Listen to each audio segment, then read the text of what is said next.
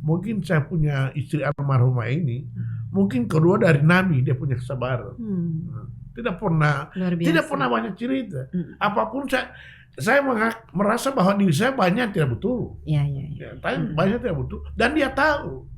Tapi dia tidak pernah marah-marah segala macam, tidak pernah.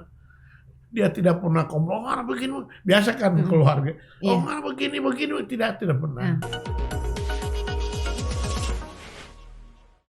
Assalamualaikum warahmatullahi wabarakatuh. Waalaikumsalam warahmatullahi wabarakatuh. Ya, halo Pak Adhan. Alhamdulillah ketemu lagi. Alhamdulillah ketemu lagi. Biasanya ketemu di acara-acara. Lagi reses sekarang. Memang jadwal reses insya Allah selesai sampai tanggal 18 hari Kamis, insya Allah Kamis. Jadi kita 8 hari reses. Ya. Pak Adhan ini tokoh kontroversial. Semua orang tahu bagaimana perjalanan hidupnya Pak Adhan. Semua tahu mulai dari dari Kepala Sekretariat Golkar, Sekretariat Golkar, PNS golongan berapa? 1B. Golongan 1B dan pernah menjadi wali kota, ketua DPRD kota, sekarang anggota DPRD provinsi. Alhamdulillah. Jadi cukup panjang perjalanan ini. Alhamdulillah. Ya. Tapi selama Pak Adhan menjalani ini, kira-kira yang Pak Adhan rasa paling berkesan itu gimana? Jadi saya akan menggambarkan walaupun secara singkat ya. Supaya tidak sepotong-sepotong orang. Nah, untuk mau dengar, mau lihat, mau nonton. Jadi memang saya tepatnya lahirkan tanggal 1 Juli 1958. Artinya sampai sekarang ini umur 64 tahun. Ini sudah tua anak saya kan? Tua anak saya. Ya, sudah mau 64 tahun. Alhamdulillah tidak pernah dalam politik tidak pernah mengenal umur ya. Jadi kemudian saya lulus SD tahun 72. Nah, begitu lulus SD, saya masuk STN. Satu kelas dengan Pak Sason, Prof. Sason Polato, Ishak Liputo, dan banyak teman-teman lain yang sudah pensiun. Saudara Muhammad Enggoa pernah jadi terakhir ASN 2 di Goro. Artinya banyak juga pejabat yang sama-sama di STN. Tahun 73 itu. 73.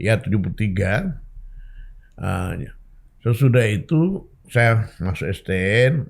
Alhamdulillah saya terpilih sebagai ketua kelas di STN Talaga. Jadi dan ini anak buah Prof. Sason, Pak Ishak. Oh, jadi Prof. Sason itu sama-sama. Satu kelas, Prof. Sason satu kelas di STN. Nah, sesudah itu saya drop out di STN itu tahun 74. 74. Nah, tentunya karena saya baru mau naik kelas 2. Baru mau naik kelas 2. Tapi ini ada ceritanya juga sampai drop out kan. Nah, karena memang pada waktu itu belum ada matematika. Belum ada matematika. Waktu itu masih aljabar, ilmu ukur.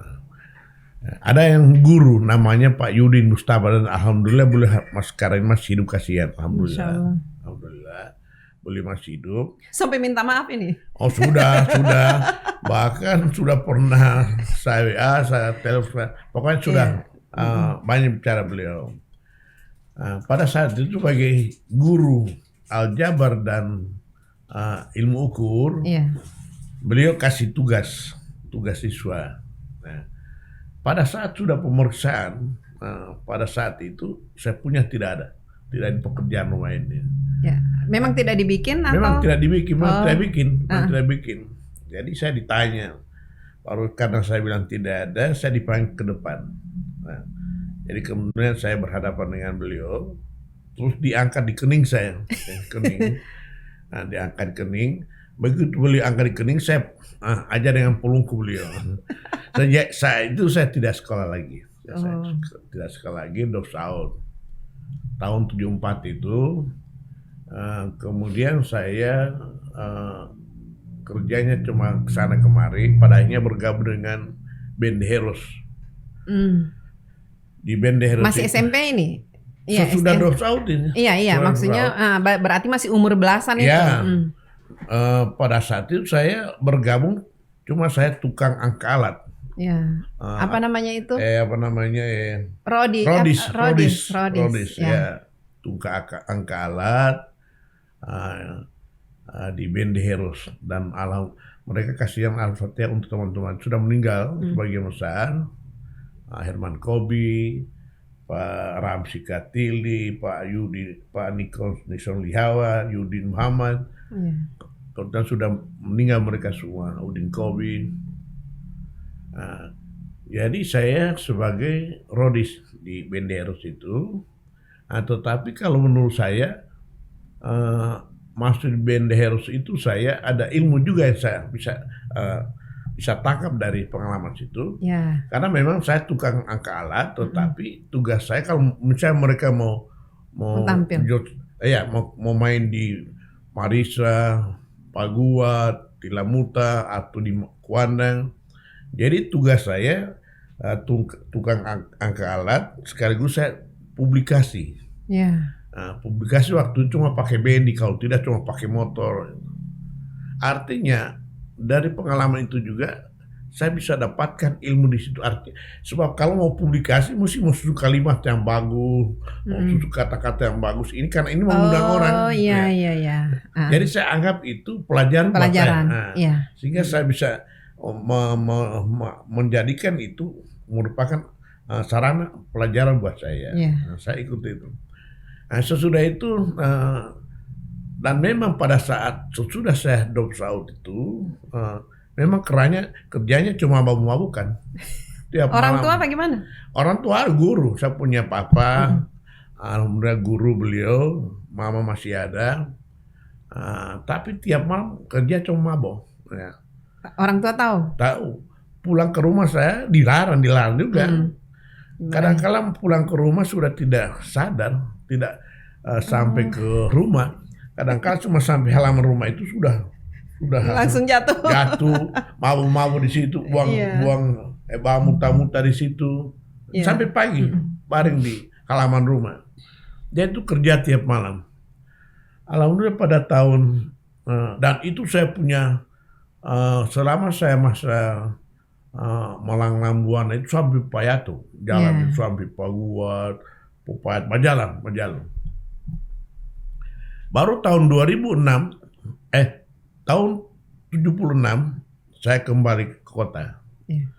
Saya dengar ada pendaftaran siswa KPA namanya, kursus pegawai administrasi. Itu setara dengan SMP. Oh, jadi dulu itu masih SMP sudah ada kayak penjurusan begitu ya? Kayak sekolah kejuruan begitu. Kalau dia setara SLA, namanya KPAA. Oh, iya. Nah, waktu itu yang setara SMP namanya KPA, kursus pegawai administrasi. Dia hanya 2 tahun. Jadi 76 saya masuk sekolah di situ, dan ini almarhumah istri saya ini kursus di KPAA. Ketemulah di situ. Baru pada tahun 77 pada masa ujian itu ada juga di SMP 2 namanya ujian ekstranis, artinya ujian persamaan. Tetapi ujian persamaan memang duduk dengan siswa. Jadi satu kelas semua. Jadi saya pada saat tahun 77 itu mendapat 2 ijazah KPA dan ijazah SMP 2 kota. Nah, saya jalan itu. Nah, tahun 76 itu juga saya mengikuti kegiatan di Departemen Sosial pada waktu itu. Saya ikut kegiatan namanya Pekerja Sosial Masyarakat, atau PSM, Pekerja Sosial Masyarakat. Jadi saya masuk di situ. Karena waktu itu memang tugas kita PSM itu Pekerja Sosial Masyarakat menangani semua permasalahan sosial. Jadi itu kan tiap tahun anggaran, setiap tahun itu ada proyeknya, anak terlantar atau lanjut usia atau yang tunanetra tiap tahun itu ada anggarannya itu. Saya ikut di situ di mana di Sosial di itu. Departemen Sosial. Tapi kemudian pada tahun 77 saya dengar DPD 2 Golkar menerima orang, saya Masuk mendaftar lagi. di situ, saya masuk situ. Akhirnya saya diterima di situ dan bekerja di situ. Iya. Bekerja di DP 2 Golkar sebagai sekretariat di situ. Iya. Jadi saya tukang antar surat. Tapi setelah yang sekolah ini? Setelah sekolah. Ekstranir ini. Ya. Pekerjaan di situ antar surat, kasih bersih kantor, menyapu kantor, itu tugas saya itu. Jadi itu saya jalani. Jadi tahun 77. Tapi di lain pihak juga saya pekerja sosial masyarakat itu. Ya. Kalau seperti sekarang apa namanya ini tenaga. Dulu itu apa TKSM? Iya. PSM. Oh PSM. Pekerja sosial masyarakat. Iya. Itu merupakan honornya per bulan, tapi dia proyek. Iya. Proyek. Tapi di MPA saya mendaftar di DPD 2 Golkar itu, tapi itu kerja hari-hari di situ kan. Jadi gaji waktu itu 7.500 ya gaji. Nah, waktu itu sudah saya jalani itu 77, 78, kemudian di samping itu saya membantu di kelurahan. Saya sudah membantu di kelurahan Libuo, tapi belum kawin dengan almarhumah itu waktu itu. Tapi saya sudah membantu kelurahan. Kan ibu orang Libuo toh? Ibu orang Libuo. Baru tahun 79 saya kawin dengan almarhumah tanggal 7 Januari 79. Iya. Baru pada tahun. Tapi sudah tidak mabuk-mabukan lagi. Masih ada juga. Tapi tidak separah dulu kan. Tetap masih bukan masih jalan itu. Kalau dulu berbauan dengan pokoknya cari hal. Pokoknya hampir tiap malam hampir tiap malam cuma bakalain kerjaan. Baru tahun 79 saya kawin dengan almarhumah ini masih mabuk-mabuk juga. Makanya saya pernah sampaikan waktu 40 hari almarhumah ini bahwa selama 41 tahun dengan almarhumah ini cuma satu kali bakalain. Cuma pada saat saya mabuk pulang bakalain. Tahun 80 saya masuk, kebetulan ada penerimaan aparat kelurahan. Pada waktu itu diatur dengan Undang-Undang 79, Undang-Undang nomor 5 tahun 79. Tentang pemerintahan desa. Undang-undang masih 79. Undang-Undang nomor 5 tahun 79 tentang pemerintahan desa. Baru kebetulan kota Gorontalo ini semua masuk kelurahan. Kelurahan, sehingga ada pengangkatan aparat kelurahan tahun 80 itu ya. Nah, saya masuk di situ di Libuo. Libuo saya aparat kelurahan. Jadi saya diangkat sebagai pegawai negeri dengan golongan 1B pada saat itu, pada tahun 80. Ijazah SMP ini? Ijazah SMP. Sudah kerja di situ. Baru saya ditarik ke kantor camat Kota Barat. Pada saat itu camatnya Pak Mudir Muhammad almarhum. Bapaknya dari Dr. Tony Muhammad. Bapaknya Dr. Tony Muhammad. Saya kerja di kantor camat Kota Barat. Sesudah Pak Mudir, Pak Musilipito yang camat. Camat. Mantan anggota DPRD. Pak Musilipito. Sesudah Pak Mus, Pak yang jadi Bupati Bol Amongondo Utara ini, Pak Hamdan Datsolar. Sampai dengan beliau.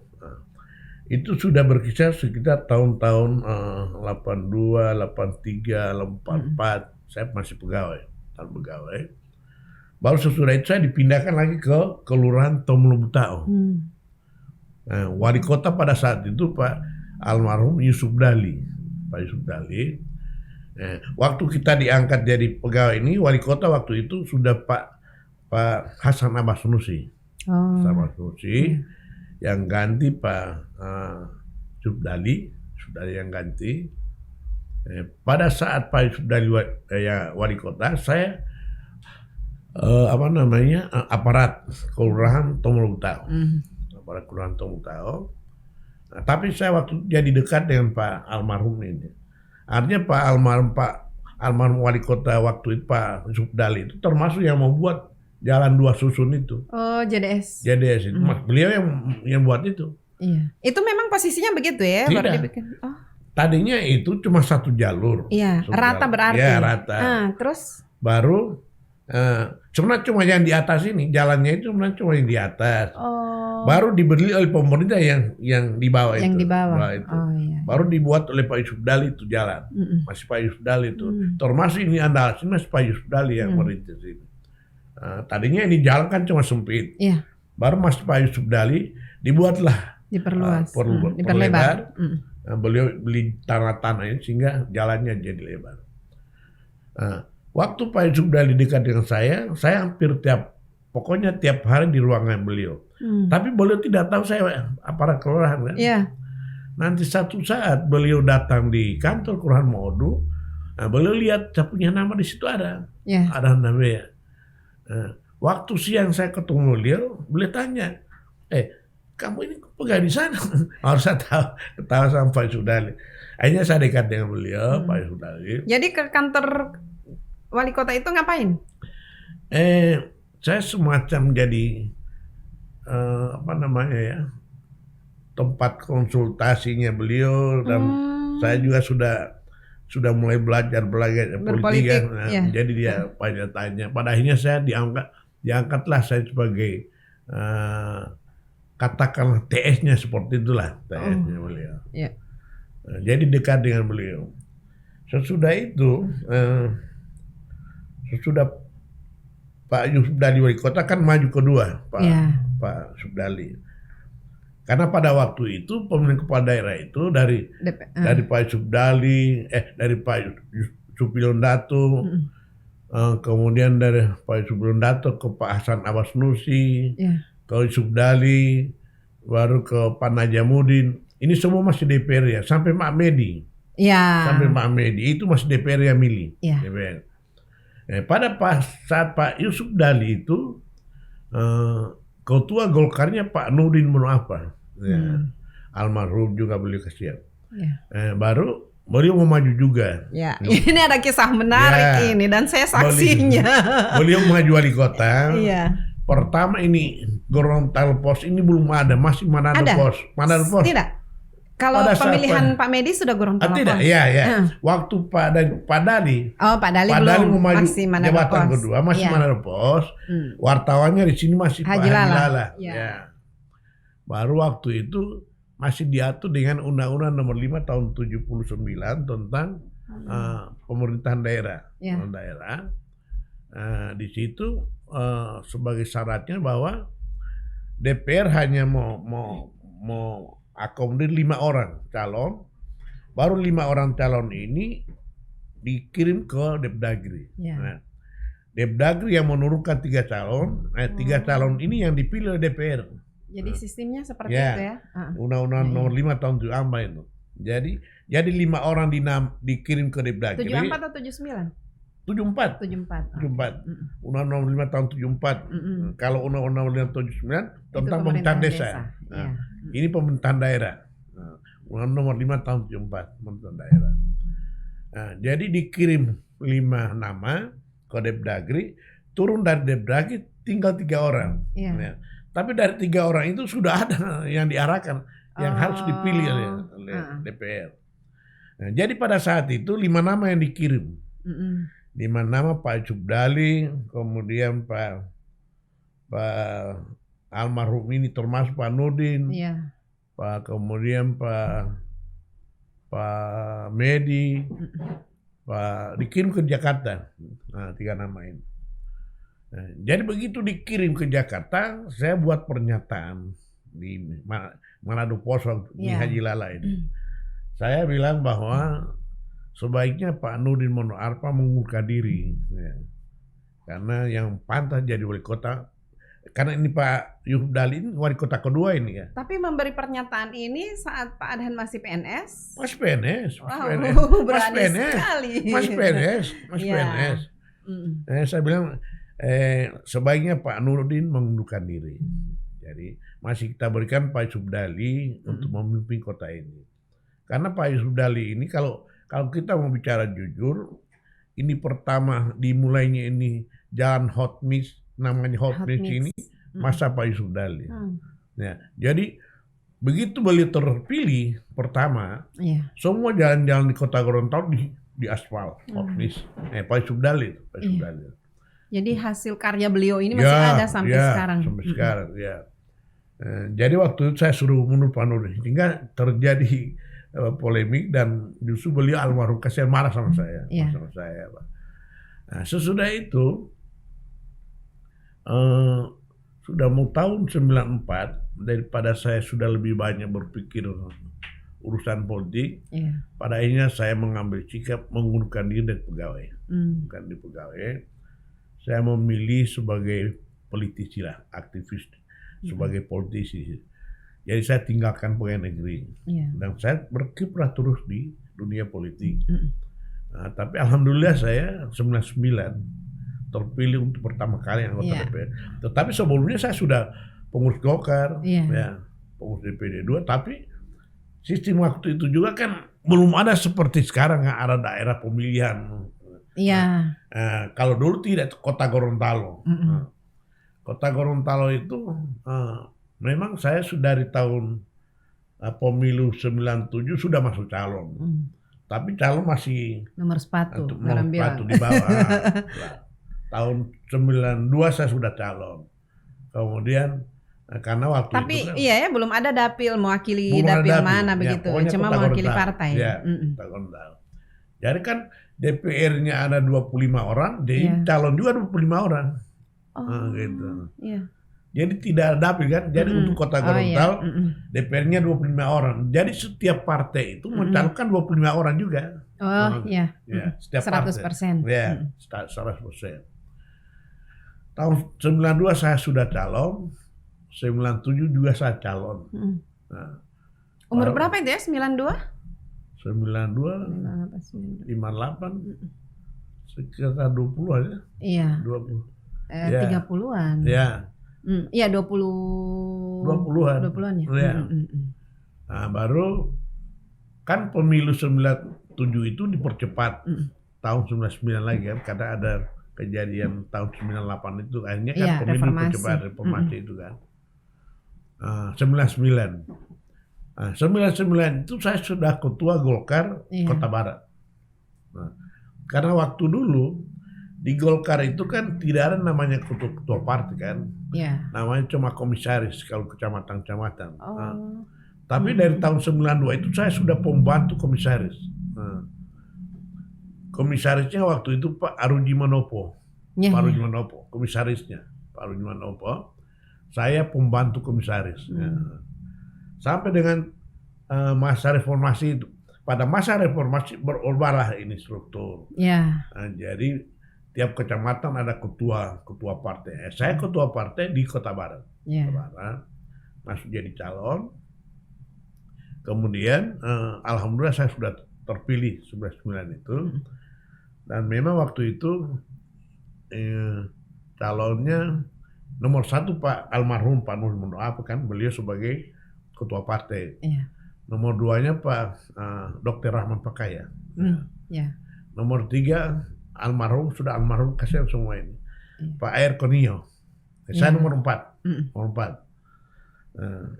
Pada saat itu kita bisa memperoleh kursi 13 kursi. 13 kursi. Tahun 99 ini. Tahun 99. Baru alhamdulillah saya sudah anggota dewan tahun 99. Jadi saya berkiprah sebagai anggota dewan. Baru tahun 2004 itu saya maju lagi. Tapi waktu itu tapi sebelum 2004 itu ada polemik di internal Golkar. Jadi nomor 7 waktu itu. Nah, saya ingat. Ditaruhlah saya nomor 7. Baru Pak Adhan bikin pernyataan, kasih saya nomor sepatu, saya tetap dapat suara. Akhirnya saya terbanyak. Kan itu waktu itu tahun 99 berapa ya? 5 itu ribuan suaranya waktu itu. Waktu itu pemilihannya sudah ada dapil-dapil kan? 2004 sudah ada dapil. Saya dapat 8.000 lebih. Oh iya. Pokoknya saya paling Jadi tertinggi. 2 kursi ya, itu. 2 kursi. Jatah 2 kursi. Jatah 2 kursi saya dapatkan tahun 2004 itu. Iya. Akhirnya sudahlah masuk di DPR. Ada pertarungan di internal Golkar bahwa yang diusulkan dari pimpinan dewan. Waktu rapat DPD 2 Golkar, saya bukan pengurus kan, pengurus. Tapi saya di luar dengan akhirnya saya tidak diakomodir untuk pimpinan dewan. Oh saya nggak mau. Pada akhirnya saya diakomodir. Jadi yang diusulkan almarhum Pak Nurdin dan saya ke DPR. Sampai di DPR setelah diambil sumpah segala macam sudah pemilihan pimpinan dewan. Saya masuk jadi ketua pansus tata tertib. Ketua pansus tata tertib. Saya potong lagi sebelum 2004 itu 2003 pemilihan wali kota Pak Medi kedua. Ya, jadi waktu itu ini yang sebenarnya saya mau tanya. Pemilihan 2003 karena saya sudah wartawan dan saya meliput itu. Pemilihan 2003 Pak Medi ini kan dicalonkan oleh P3. Pak almarhum Pak Nurdin ini oleh Golkar. Tapi kok jadi awalnya kan orang sudah memprediksi Pak Nurdin ini akan dapat 13 suara. Karena Golkar 13 suara. 13 orang. Pak Medi pasti cuma dapat 12. P3 bersama partai lain. Tapi kok berbalik. Jadi Pak Medi 13 dan Pak Nurdin 12. Begini, memang kalau dan itu pionnya di situ Pak Adhan. Hitung-hitungan secara matematis Pak Nurdin yang menang. Iya. Tetapi karena itulah politik ya, kemampuan kita memainkan peranan itu. Orang sudah menghitung itu. Tapi yang sebenarnya yang lari dari 13 orang itu, saya dan 2 beliau sudah meninggal, Pak Ari Pakaya dan Pak Rani Hasan. Jadi ada yang menyeberang begini, ada yang semua 3 orang, 3 orang ini. Iya. 3 orang ini. Dan di sebelah juga ada 2 yang ke sini. Kan 12, 13, 12. Iya. Jadi 3 orang sudah lari. Kan waktu itu masih ada anggota dewan dari TNI Polri. Iya. TNI Polri itu ada 3 kursi. 3 kursi. Iya. Jadi orang sudah Golkar itu berhitung bisa dapat 16 kursi. Karena kami di 13 pasti mereka berpikir ini sudah. Kursi, mereka sudah mereka sudah Tapi Pak Adhan sudah membaca sudah itu. Disampingkan. Sudah membaca. Jadi itu. saya punya nama sudahlah. Adhan sudah belajar Pak Medi kan. Jadi hitung 15. 15 11. Jadi jadi dari awal Pak Adhan sudah dihitung di sebelah. Sudah dihitung sebelah. Baru pada saat proses menghadapi wali kota itu kan lobby sana, lobby sini segala macam. Karena calon waktu itu ada 3 pasangan, Pak Medi Botutihe dengan Pak almarhum Pak Erkonio. Iya, baru Pak Nurdin. Pak Nurdin juga dengan Pak Erkonio karena undang-undang masih membolehkan. Baru Pak Hamzah Isa. Pak Hamzah Isa dengan Pak Awe Talib. Iya. Pak Awe Talib wakil Pak Hamzah Isa. Iya. Waktu kita sementara lobby-lobby, pada akhirnya sudah saya bisa dapatkan 13 kursi. Iya. Dari 13 kursi itu antaranya yang TNI Polri di tangan saya. Kemudian di teman 2 orang almarhum kasihan. Artinya jangan jadi dosa buat mereka. Tapi inilah kondisi politik pada saat itu. Mereka sudah ada yang saya. Jadi sudah mau 2 hari, tinggal 2 hari pemilihan wali kota. Kita sudah kumpul di rumahnya almarhum Pak Sarip Usman. Lalu sudah dikumpul di situ, sekalian sudah ambil sumpah semua, bersumpah. Jadi sebelum pemilihan. Akurat, Luar yang biasa. ambil sumpah Pak dari PKB ini Pak ini Arab ini, saya lupa dia penyanyi. Sekarang di Kalimantan dia ini saja. Dia yang angkat sumpah itu. Kecuali 1 orang karena Kristen dari tentara, dia tidak, tapi hadir. Tapi malam itu disumpah mereka semua. Masih 2 hari pemilihan. Mereka kelompok Golkar itu mereka rapat. Ini almarhum Pak Pak Ari Pakade, Nani Hasan juga hadir di sana. Iya. Nah, Gitu. jadi sudah dihitung. Tapi Pak Adhan tidak hadir. Saya tidak hadir. Karena sudah tidak Saya- dihitung. Sudah dihitung. Jadi saya tidak hadir. Baru pada saat itu mereka punya hitungan pokoknya 15 tahun 11. 15 15-9. Bukan 10. 15-10. 15-10. Sudah mau besok pemilihan ini. Sudah mau besok pemilihan ini.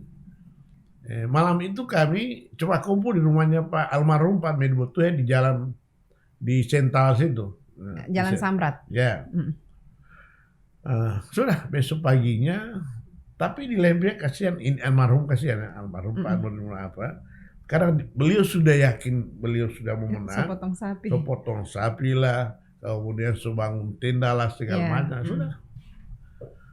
Pada saat pemilihan, karena memang tidak memenuhi syarat, ini mereka awetan dengan Hamzah Isa, maka diulang lagi kan, ulang lagi. Jadi lari kedua lagi. Iya. Jadi lari pertama tetap 13-12, menang pun kami 13-12. Iya. Nah, sehingga pada waktu itu jadi kacau kan waktu itu, suasana kan jadi kacau. Termasuk ini Pak Rusli Habibie, uang tembakan lah segala macam. Ya pernah kejadian itu. Tapi alhamdulillah Pak Medi ya tetap dikukuhkan oleh Kementerian Dalam Negeri Pak Medi.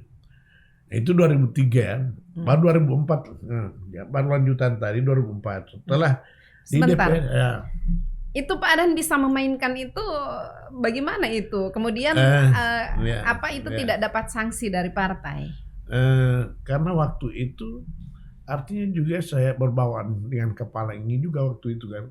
Tidak dianggap balelo atau tidak. apa? Artinya memang terang-terangan bilang bahwa saya dukung ini.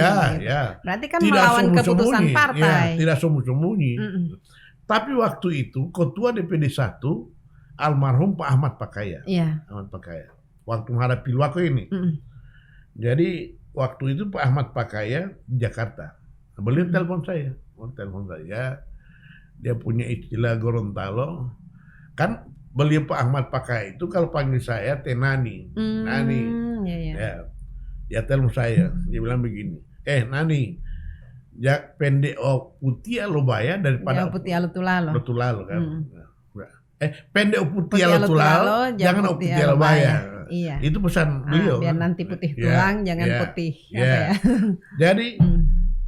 Jadi beliau mendukung betul saya dan diperintahkan untuk bagaimana mengamankan Pak Medi Botuhe. Pak Medi Botuhe. Sehingga pada saat itu tidak ada sanksi. Setelah pemilihan, beliau bicara tidak ada cerita PAW, tidak cerita PAW. Gitu. Nah, jadi pada saat sudah pertarungan mau masuk pimpinan dewan, saya yang jadi ketua pansus tata tertib. Jadi saya urusin, saya susun. Termasuk ini sudah teman-teman Pak Firianto Mayuru sudah di situ semua, sudah anggota dewan. Baru kita sudah sepakat bahwa sistemnya sistem paket. Artinya satu orang anggota dewan menulis 3 nama. Kan sudah ada. Ini 3 calon pimpinan dewan ini sudah ada. Dari Golkar saya, Pak Nurdin dengan saya. Dari P3 Pak Fikram. Pak Fikram saya lawan. Nah, jadi kita sudah sepakat di tata tertib itu bahwa pemilihan sistem paket.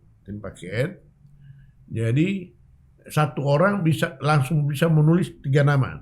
Siapa ketua, siapa wakil ketua. Nah sudah, saya atur.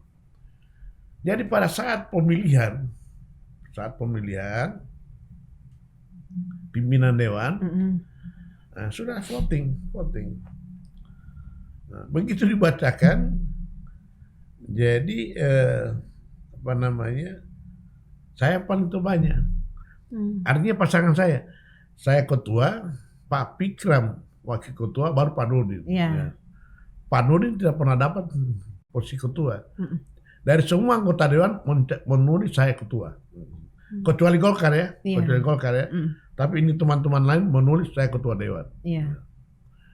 Akhirnya, tapi saya menganggap beliau Pak Nurdin juga hebat dan beliau juga pada akhirnya beliau menerima keputusan itu. Iya. Jadi beliau wakil Berjiwa ketua, besar. jiwa besar. Beliau wakil ketua, saya ketua. Iya. Nah, walaupun beliau Enggak apa-apa. walaupun beliau ketua dewan, Enggak apa-apa. Tuh. walaupun beliau ketua partai, Iya. ketua partai, akhirnya beliau terima dengan hati besar, beliau itu terima itu jabatan sebagai ketua dan Iya, saya iya. ketua dewan. Nah ini Oh alhamdulillah jadi tidak udah ada kalau sekarang ini kan siapa yang pegang siapa yang di struktur partai yang ya Iya. struktur, Partai ya, yang menentukan ya, begitu. ya. Mm-mm. Orang yang duduk di struktur, Iya. ya. Tapi waktu itu belum ada itu. Ya. Nah, cuma Jadi saya harus dipilih oleh saya anggota. menganggap juga ini teman-teman karena mungkin masih baru anggota dewan, Iya. seharusnya jatahnya PAN itu bukan saya bukan duduk. jatahnya Golkar. Ya. Seharusnya Golkar, PAN, P3. Nah, cuma ya karena waktu itu masih baru semua Iya. dan saya sudah termasuk senior di situ, saya juga ketua anggota DPR, Iya. maka ketua pansus itu saya ambil. Iya. Jadi mereka ikut saja lah, tidak. Nah, soalnya jatah PAN itu, Tidak ada rasa berdosa. soalnya Itu jatah kan PAN, haknya orang lain. iya, ya. Sebenarnya itu diatur. Nah, memang diatur suara terbanyak pertama, kedua, ketiga. Iya. Seperti yang sekarang sebenarnya sudah ada itu, Iya. tapi waktu itu belum ada PP. Sudah ada PP 16 ya. Nah, sudah ada itu. Tapi ini teman-teman kan belum perhatikan itu, Iya.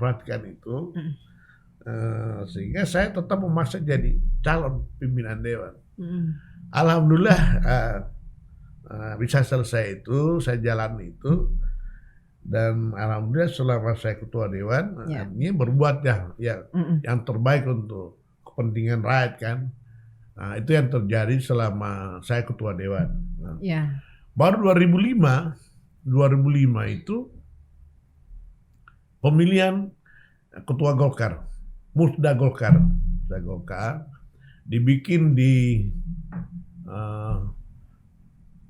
Kasuari sana, sama Kasuari, tempat restoran itu apa namanya? Grande Bistro. Bukan.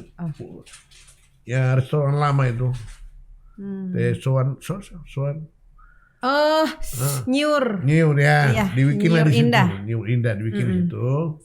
Musdanya. Ya. Iya. Memang ada persyaratan di situ. Juknisnya itu dari ketua dewan itu harus minimal D3. Ya. Saya belum kuliah. Waktu itu. Ada kuliah juga ambil universitas terbuka kan, tapi belum selesai. Iya, di UT dulu. Tapi belum selesai. Akhirnya kuliah UGM. Nah, akhirnya saya kuliah di UT itu tahun 2000 sejak saya ketua anggota dewan ya, kuliah di UT itu. Tapi karena di UT itu kalau saya punya istilah ujian terus. Ujian terus. Iya kan, memang tidak mau lulus. Tidak. Terakhir saya ikut ujian waktu sudah ketua UT Pak Prof. Hamsa Uno. Ya. Saya bilang, Prof, saya minta tolong Prof, saya yang isi ini. Hasilnya juga C. Kalau begitu Prof, saya terus tidak kuliah di sini. Saya sudah pindah di Manado. Masalah saya di Unsrat. Oh iya. Unsrat. Jadi saya punya nilai-nilai di situ dibawa ke Unsrat. Yang urus Pak Prof ini siapa dulu ini jatuh nano satu. Ishak Pulkadang. Beliau pada waktu itu beliau PR3. Iya. PR3. Jadi beliau urus di situ. Saya kuliah di sana, di Unsrat. Tapi Golkar beliau waktu itu ya? Golkar beliau. Justru kader Golkar betul Pak Prof Ishak Pulkadang ini. Tahun 2007 saya selesai di sana. Iya. Di Unsrat. Tapi S2-nya yang di UGM. S2-nya di UGM. Ya. Jadi memang pada saat mau maju jalan ketua itu kan persyaratan itu harus D3. Minimal D3. Sementara saya saya belum kuliah. Iya. Artinya diakalin. Artinya karena masih segar pikiran nih, diakalin peserta. Akhirnya lolos dari ketua Golkar. Memang politikus betul. Ya, lolos ketua Golkar. Sehingga terjadi Ketua Dewan, ketua Golkar. Ketua Golkar 2005 ketua Golkar. Akhirnya saya kuliah di Unsrat 2007 menjelang Pilwako 2008. Di situ mulai kita sosialisasi segala macam dan alhamdulillah 2008 terpilih wali kota. Alhamdulillah selama wali kota dan dipersoalkan SKPI. Itu 2008 ya? 2008 belum? Tidak. Nanti 2013. Jadi ini ijazah justru dipersoalkan dari sejak saya ketua dewan. Masih 2004. Jadi ketua dewan 2009. 2004 saya ketua dewan kan? 2004 kan? Ketua dewan. Jadi ini ijazah 2008, ini 2007 dipersoalkan di Polres. Keluarlah SP3 dari Polres 2007 ini. Baru 2008 saya masuk wali kota, aman. Ada satu hal juga, 2007 saya ikut ujian paket C. Ujian paket C. Ada beritanya itu. Saya ikut ujian paket C. Karena memang saya ikuti, tapi saya ikuti secara normatif, tidak harus misalnya saya ikut ujian. Saya yang foto itu dulu. Saya ikut ujian. Kenapa saya ambil paket C? Karena memang lupa juga saya satu ikut ujian persamaan SMA. Tahun 92 itu, 92 di Unsrat. Di Uper waktu itu Gorontalo kan masih Sulawesi Utara. Dari Diknas Sulut yang bikin. Akhirnya saya masuk ujian persamaan tahun 92. Tahun 92 saya ambil SMA itu. Baik, 2008 saya sudah masuk wali kota kan. Jadi belum ada persoalan ijazah itu. Tidak pernah dipersoalkan ijazah. Persoalan ijazah itu nanti tahun 2013. Nah inilah yang dipersoalkan ijazah. Kalau macam laporan kiri kanan. Luar biasa ini laporan. Sehingga itu yang dijadikan modal sebenarnya untuk mereka untuk memenangkan wali kota itu. Walaupun secara hukum, kalau kita bicara hukum, karena memang tanggal 25 Maret itu sidang terakhir di Tun Manado. Tanggal 25 Maret. 27 pencoretan. Pencoretan 27. Memang kalah saya di Tun itu. Tetapi pada saat itu saya punya penasihat menyatakan banding. Kalau bicara hukum, begitu dinyatakan banding, berarti nol. Nol. Karena belum ada putusan yang ingkrah. Sementara pemungutan suara sudah harus tanggal 28. Maka mereka buru-buru coret saya 27 gitu. Begitu tuh kayak dengan majalah kan. Jadi tanggal 24 Maret itu, tanggal 24 Maret terakhir kampanye. Tanggal 24 Maret. 24 pagi itu beredar majalah. Yang majalah Delik itu beredar. Ribuan majalah. Tapi saya menganggap majalah itu tidak berpengaruh pada hasil. Jadi memang isi majalah ini semua kejelekan saya di situ kan. Tapi tidak berpengaruh pada hasil. Sekalipun saya sudah dicoret, hasilnya jumlah suara yang tidak sah lebih banyak. Lebih banyak. Kita menang sampai 4.000 dari pada waktu itu. Oleh karena soal ijazah itu sebenarnya kalau secara hukum begitu kita banding nolin perkara, kembali ke nolin perkara. Tapi disulah politik ya, disulah politik. Nah, sehingga pada saat Pilwako dicoret itu, makanya saya katakan selalu terakhir ini 4 kali, saya katakan bahwa kenapa saya tidak stres? Karena saya mengakui bahwa memang keputusan pencoretan itu atau saya bukan lagi jadi wali kota, itu keputusan Allah. Karena ikhtiar sudah dilakukan. Itu keputusan Allah. Ini. Jadi kita kan tidak boleh membantah keputusan Allah. Saya lihat kan waktu itu begitu tegarnya Pak Adhan menghibur kan Kalau misalnya jadi ini masyarakat banyak sekali yang tanggal 27 Mei Iya. Maret itu masyarakat berbondong-bondong kan Iya. kantor kota. Dan itu bisa diredam untuk sampai tidak malam melakukan hari, sampai jam 12:30 malam masih saya kumpul. menyanyi lagi. Habis maghrib saya suruh pasang elektron, Iya. saya suruh pasang elektron, saya menyanyi. Jadi saya menyanyi, ini masyarakat kan menangis. Iya. Artinya kenapa? Karena itulah saya yakin bahwa itu adalah putusan Allah. Jadi itu ujian bagi Luar biasa, seorang luar biasa. adhan itu Iya. di situ. Dan disitulah Pak Budi Waseso itu Iya. hargai saya karena pada saat itu. Jadi pada jam 2, jam 3 itu ini masalah lagi emosi semua. Iya. Kalau dipikirkan Iya. Pak Adhan ini Iya, pemberontak. aduh. Heeh. Dan kalau mau bicara apa namanya emosional, kan sebelah rumah dinas gubernur, Iya. sangat dekat. Tetapi ini barang memang malam tanggal 27 sudah ketahuan, suara cirinya. Iya. Jadi malam tanggal 27 itu saya bikin hatam Quran di rumah dinas. Iya. Waktu itu dihadiri oleh kurang lebih 4.000 yang hadir malam itu. Dan pada malam itu yang ketangkap di Pohe itu beras. Kepala dinas sosial polisi masuk penjara itu. Habis maghrib itu ribut soal penangkapan beras ini. Iya. Baru saya datang di Polres, saya lihat ini. Saya datang di Polres, saya ketemu Kapolres, tanya ini masalah ini kan. Sudah. Baru datang Pak Budi Waseso, Kapolda. Datang Pak Budi Waseso. Sebelumnya kan saya lewat di rumah dinas gubernur. Saya lihat di rumah dinas gubernur, karena sudah malam tidak tahu tentara atau brimob ini. Sudah banyak di halaman rumah dinas gubernur itu. Jadi waktu Pak Budi Waseso datang, saya tanya beliau, Jenderal, Bapak sudah rupanya gubernur dengan mungkin Bapak sudah menghadirkan polisi atau tentara di rumah dinas gubernur. Oh tidak, saya tidak pernah. Oh dia perintahkan ini anak buahnya Kapolres Suruhoba itu. Jadi Pak Budi Waseso tidak tahu. Tidak tahu. Nah, setelah mereka di Hoba, tentara di situ kan, TNI kan di situ. Oh iya. Oh dari situ dia mulai goyang ini Budi Waseso. Nah, sudah saya pulang ke rumah dinas karena ada acara hatam Quran gitu.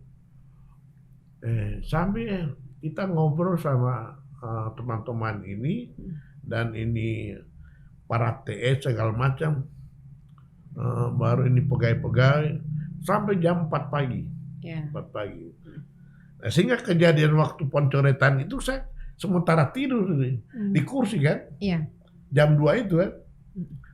Baru potong cerita, baru setelah saya pulang dari Polres, sekretaris KPU datang, Pak Dandi. Dia melapor, Pak, itu di KPU semuanya tentara. Oh ya, sebenarnya tidak apa-apa. Semuanya tentara. Tapi sudah ada feeling ini ya, kan? Ada hal yang luar biasa. Nah, sudah tenang saja saya bilang. Besoknya itu jam 2, saya tidur di kursi. Ya. Baru nanti ini almarhum kasihan Pak Indrawanto Hasan ketuk pintu. Karena saya takut kan kasih bangun sama saya kan. Iya. Pak Amannya Bapak saya masuk. Langsung dia kasih bangun saya. Pak Wali. Dai sudah dicoret. Nah, saya cuma jawab sama dia. Oh iyalah, kita tempuh saja jalur hukum. Dia Pak itu masa dibabat. Oh, saya langsung turun. Tapi banyak masa dibawa ya. Saya suruh langsung pasang toa, saya bicara. Bahkan pada saat itu Danrem punya mobil lewat diri, mereka sudah cegat jalan dengan lilang. Kurang saya minta ampun sudah. Datanglah Dandim. Dandim kurang saya kasih sembunyi ruangan sekda. Dandim Gorontalo. Memang masa sudah, karena sudah pada emosi semua kan, sudah pada emosi kan. Sudah. Saya jalanin semua itu kan. Jadi akhirnya tapi saya umumkan sama masyarakat supaya tetap menggunakan hak pilih sebagaimana karena saya masih wali kota, tanggung jawab saya ini pilkada segala macam kan. Baru jam 12 malam itu karena sudah ribut di kelurahan-kelurahan kan KPPS dia mau ikut lagi ya, melakukan lagi. Somun kan Karena KPPS. untuk untuk mengumumkan di saat hari H ini kan Mereka berat tidak juga. makan. Oh, ribut. Akhirnya saya suruh undang. Iya. Itu di awal kantor wali kota full itu yang lain sudah di lantai 2 itu KPPS. Saya beri arahan, tetap saya minta mereka untuk melaksanakan itu tugas karena itu masih bagian daripada tanggung jawab saya. Akhirnya semua jalan. Sehingga sampai besok semua jalan dan boleh dikatakan tidak ada masalah yang krusial selama memang aman-aman. Ya, aman-aman. Walaupun hasil pemilihan itu ada 30%. Yang terjadi memang sedikit masalah pada saat terakhir kan, kan mencoret saya dinyatakan batal. Suara dinyatakan tidak sah. Tidak sah kan? Nah itu ada protes. Ipilo, Padebolo, Modu. Itu yang masyarakat itu yang protes. Nah, di situ ada konflik sedikit. Tapi alhamdulillah semua aman.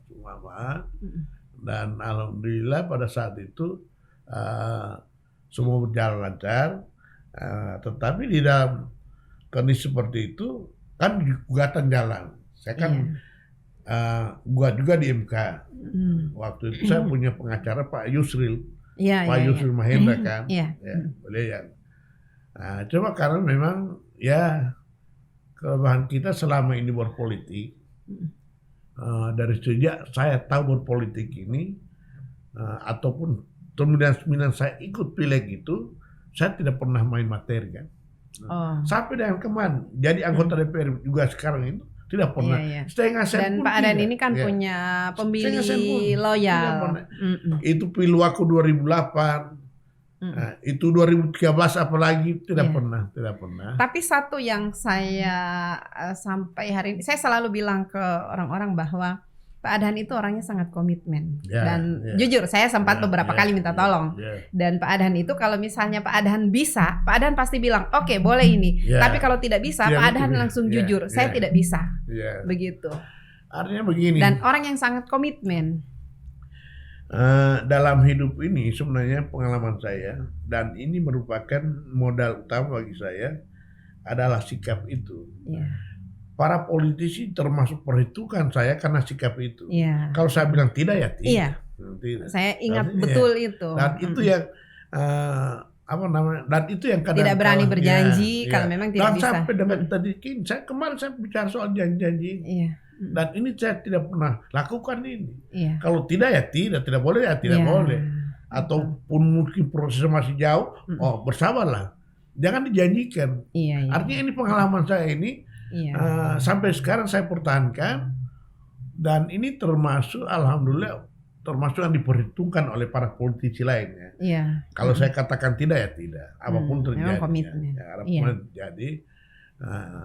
Jadi itu yang terjadi sekarang. Alhamdulillah sekarang ini bagi saya konstituen masih terjaga, masih terpilih, anggota dewan itu pun tetap sikap itu dan itulah sikap yang menjadikan suasana terakhir jadi rame. Karena sikap saya itu, Dan tidak ada yang meninggalkan begitu saja kan? Kemudian ada satu hal juga dan susah orang mau termasuk orang mungkin tersinggung atau marah sama saya karena sikap saya itu yang selalu mengatakan bahwa kalau itu benar ya saya tidak. Makanya saya punya istilah katakan yang benar sekalipun itu pahit. Walaupun harus walaupun resikonya apa. Tetapi saya harus bicara. Biar marah ke, mau lapor ke kiri kan terserah lah. Tapi ini kenyataan. Dan ini yang jadi. Nah kayak kemarin reses di ADSN saya katakan bahwa saya mengajak teman-teman anggota dewan, marilah teman-teman anggota dewan kita menyatu untuk membantu kepentingan rakyat. Karena yang terjadi tidak seperti itu. Jadi sudah mempelajari ini selama 2019 ke 2022 Maret ini 2019, kurang lebih 2 tahun setengah. Hampir 3 tahun. Jadi sudah pelajari bagaimana situasinya. Tapi dengar-dengar mau mundur dari Jadi DPRD. begini. Makanya saya katakan kemarin, pertama saya minta maaf waktu reses kemarin ya. Saya minta maaf pada rakyat. Kenapa saya minta maaf pada rakyat? Karena selama 2 tahun setengah ini saya sebagai wakil rakyat yang berikan mandat oleh rakyat untuk wakil mereka memperjuangkan kepentingan mereka, dan itu yang tidak boleh saya lakukan. Jadi saya minta maaf. Nah, karena dengan kondisi ini dan setelah saya pelajari bahwa ini satu sistem yang sudah terbangun, makanya saya bilang dan tidak bisa hanya dilawan sendiri. Tidak bisa dilawan sendiri. Ya. Kalau memang menghendaki merubah sikap ini, semua partai menyatu. Semua partai menyatu. Nah, ini yang tidak terjadi. Jadi lebih mudah jadi wali kota dalam hal namanya? Kalau eksekutif kita mudah dalam hal pengabdian daripada jadi kalau di eksekutif kita langsung eksekusi. Kalau anggota dewan kan tidak boleh. Cuma perwakilan kan yang eksekutornya pemerintah kan. Jadi kita tidak bisa. Biar apa kita bicarakan di sini kalau di sana tidak dilaksanakan mau apa? Makanya saya pikir saya berpikir sudah berhenti ini yang jadi memundur ini kapan?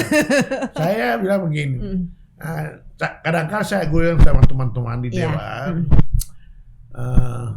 pernah diskusi sama di IAIN sama Samin, Samin. Kebetulan kalau tidak salah Pak Thomas atau Pak Kris yang sampaikan bahwa Pak Gubernur sudah mau habis bulan Mei, 12 Mei mau habis jabatannya. Terus saya bilang, kalau Pak Gubernur berhenti 12 Mei, saya juga berhenti 12 Mei. Karena sudah tidak ada saingan lagi. gitu. Jadi berhenti saja. Hanya ketahui semua. Tapi itu saya niatnya seperti itu. Kenapa? Karena kita masuk lembaga ini kan lembaga perwakilan, tempat kita untuk mengabdi, tempat kita untuk memperjuangkan kepentingan rakyat. Sementara tidak terpenuhi. Jadi ini masalah sekarang. Jadi kadang-kala bertentangan dengan nurani. Aneh kita ini miskin, bukan orang kaya, tetapi apalagi kita ini. Pak Adhan ini adalah jadi begini, Pak Adhan ini mantan wali kota yang setelah jadi wali kota paling miskin, jadi kembali ke nol. Mantan wali, dan itu sudah saya sampaikan. Waktu saya wali kota sudah mau berakhir jabatannya, saya sampaikan bahwa saya ini berasal dari aktivis. Jadi kembali ke nol pun bukan persoalan bagi saya. Sudah biasa sama saya. Jadi tidak mengganggu perjuangan. Kan orang sudah tidak ada post power syndrome. Ketika turun, ketika sudah tidak wali kota lagi. Kalau post power syndrome itu, ini pengalaman. Pengalaman waktu saya berhenti wali kota. Tanggal 11 Juni saya berhenti wali kota 2013. Jadi setelah saya berhenti wali kota, tinggal di rumah kan. Jadi pengalaman. Jadi kan pengalaman dari sejak saya anggota dewan kan. Jadi setiap pagi bangun mau pergi kantor, tidak tahu bikin apa kan. Saya pikir begini. Akhirnya ada pendaftaran perkuliahan baru kan. Saya mendaftar di Unisan, saya kuliah. Hukum. Jadi disitulah justru motivasi kuliah itu karena menghilangkan kebiasaan. Karena kebiasaan kita bangun pagi. Akhirnya saya ambil kuliah ulang, tetapi yang memang kuliah dengan anak mahasiswa reguler. Tidak jadi memang datang. Jadi tiap pagi jam 8 saya sudah di kampus. Itu menghilangkan. Mahasiswa paling rajin. Rajin ke kampus. Karena tetapi kita berniat di dalam pengabdian tidak pernah berhenti kan. Saya katakan sama teman-teman kemarin selama reses kemarin, saya bilang begitu banyak orang selalu tanya, Pak ini mau maju lagi. Maju lagi wali kota. Banyak orang, setiap ketemu orang selalu ditanya itu. Saya pikir dan selalu saya jawab bahwa pilkada ini masih panjang, masih 2 tahun, 2024. Masih 2 tahun, 2024. Yang kedua, saya bilang umur saya sudah 64 tahun. Jadi insya Allah masih sehat, dan insya Allah masih umur panjang, dan insya Allah diizinkan oleh Allah.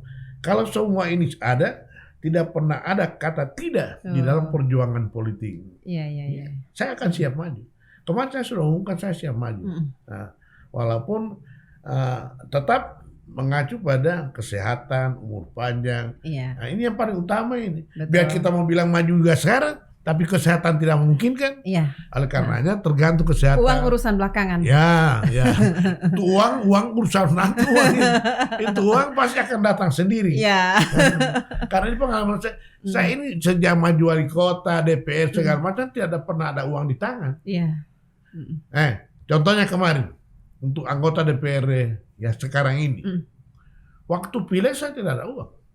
Iya. Cuma karena teman Pak Haji Ramlan tahu, dia harapkan saya baca Ripan, oke lah saya mau tanpa. Tetapi saya tidak punya dana yang uang tunai. Apa yang terjadi? Jadi sudahlah proses administrasi sudah selesai, sudah masa kampanye, tidak doi. Alhamdulillah saya waktu wali kota misalnya ada apa namanya bahan daripada emas, ada cincin, Lego, nggak kasih gade.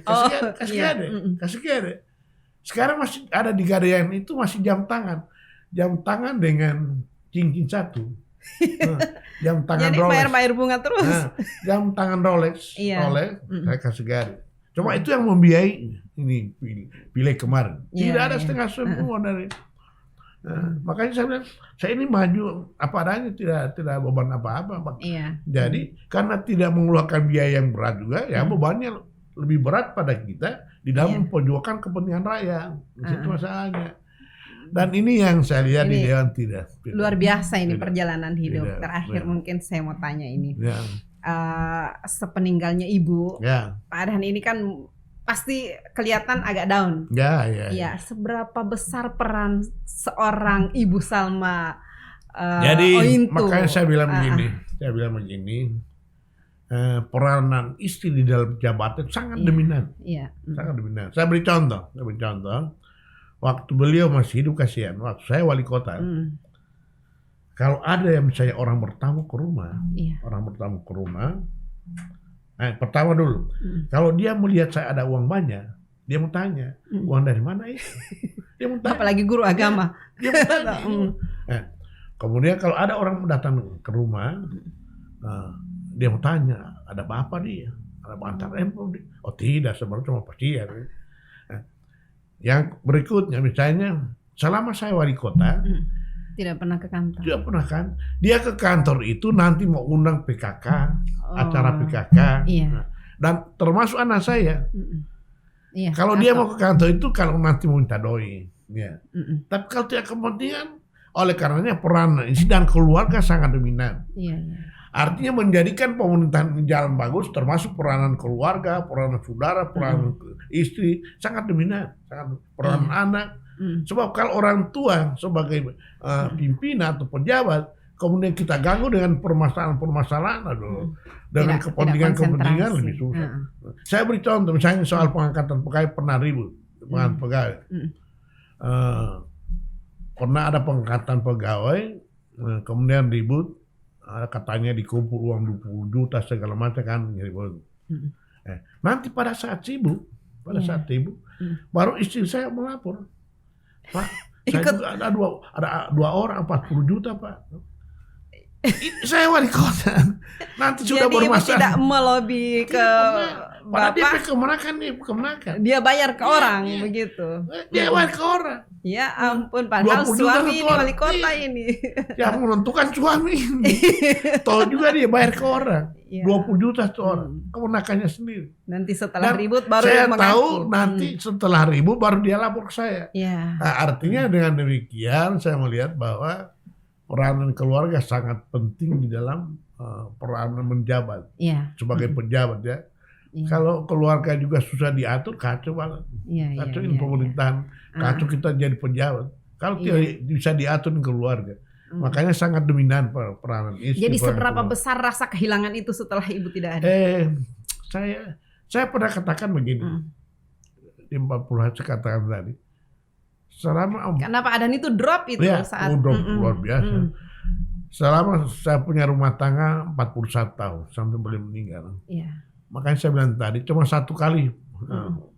Dan kalau mungkin ada orang yang sabar, mungkin saya punya istri almarhumah ini, mungkin kedua dari Nabi dia punya kesabaran.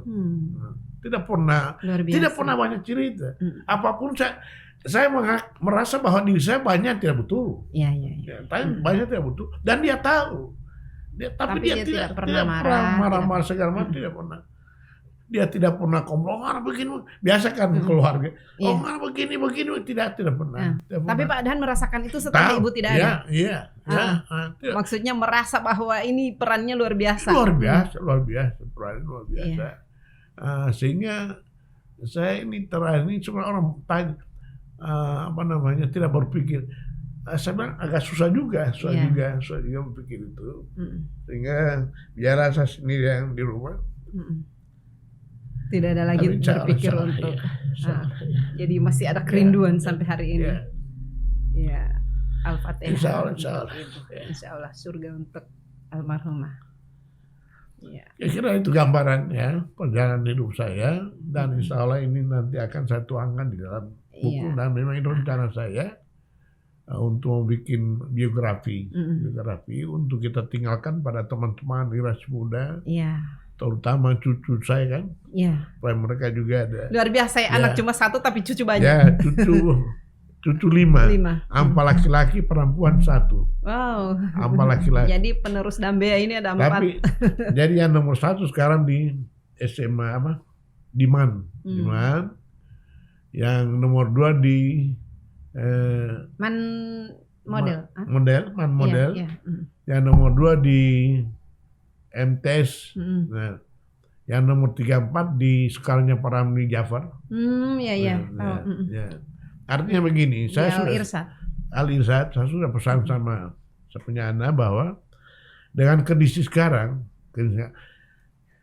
kita bisa melihat bahwa kondisi sekarang saja begitu repotnya ini. Kalau anak-anak kita ke depan, kalau kita tidak bekali dengan agama, kasihan mereka akan rusak mereka. Makanya dari masih kecil, masih anak-anak kita bekali dengan agama mereka. Supaya ada ketahanan mental mereka menghadap perkembangan ke depan. Karena tantangan ke depan ini semakin luar biasa. Sekarang saja sudah susah. Apalagi 5 tahun 10 tahun akan datang lebih kacau lagi. Oleh karenanya anak-anak perlu dibekali dengan agama. Kira itu.